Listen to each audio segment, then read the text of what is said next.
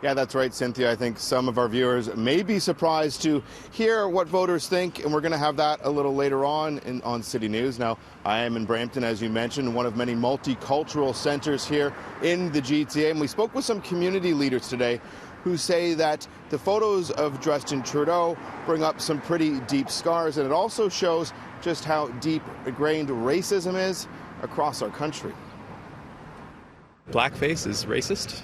It's shocking, and it really does trivialize the experience of racialized individuals, sort of saying that, I'm going to go home after the party and wash my skin color off. Balpreet Singh from the World Sikh Organization of Canada tells City News he doesn't believe Trudeau is a racist, though he does say the photos show just how out of touch many Canadians are when it comes to the lived experience of this country's ethnic minorities. White privilege is still prevalent in this country. Absolutely. The experience of racialized Canadians, I don't think is understood on the level it should be. I mean, there are glass ceilings that people deal with, there is latent discrimination, there is institutionalized discrimination that we're now dealing with in Quebec. So racism is a real issue, and white privilege is something that I think really does need to be talked about. For Justin Trudeau to stand up and say he didn't fully realize in 2001, what this meant. He realizes now it was racist. What does that say about his own white privilege? Justin Trudeau should have known in 2001 that this is wrong. The fact that he's saying that he didn't know when he's trying to justify it, it's a bit disturbing. Images of white people painting their faces to mimic a person of color go back much further than 2001. Its history is disturbing and well documented, according to U of T professor Dexter Vosin. Blackface really originated in the United States right after the Civil War. And this was a phenomenon of white persons blackening their face, sometimes with shoe polish, or they would burn a cork and then rub it all over their face.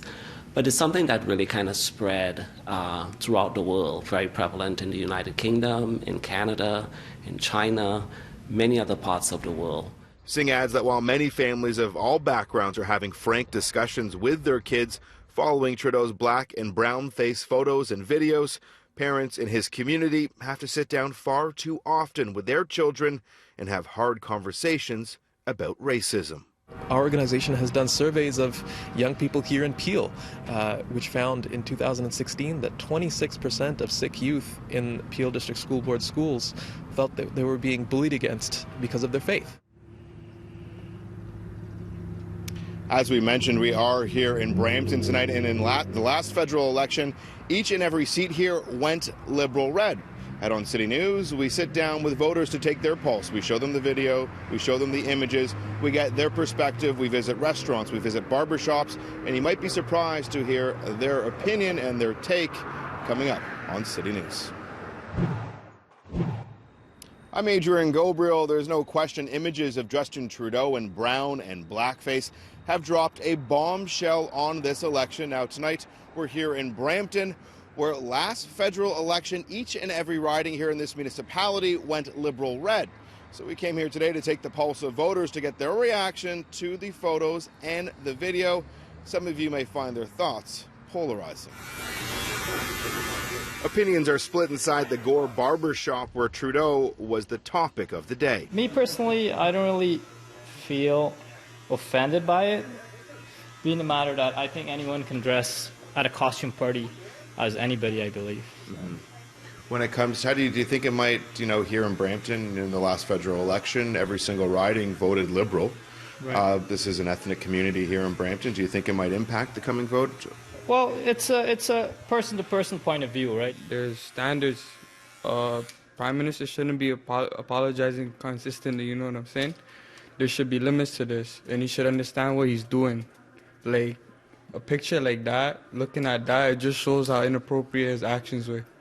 And, his apologies, they don't look sincere. We spoke with multiple families inside the busy restaurant Punjabi by Nature today, where we found everyone was actually pro-Trudeau. He wasn't hurting anybody. It just seems like maybe it was a party theme where he was. It was a theme party, so maybe he just wore, it looked like Aladdin's turban, nothing to do with the Punjabi turban or Indian turban. The apology was big for you. Yes, it was. So what else do we? Like, everybody makes mistakes.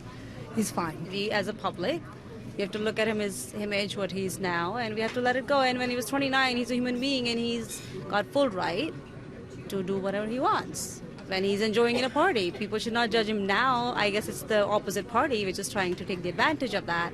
Well, that should be neglected. It won't sway your vote.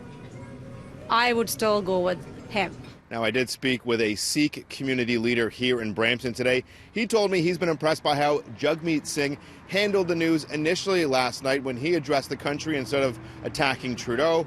He talked to immigrants. He talked to youth who may be feeling alone and afraid in their own country. He also feels there's a possibility that some of the seats here in Brampton could flip from red to orange in the upcoming election.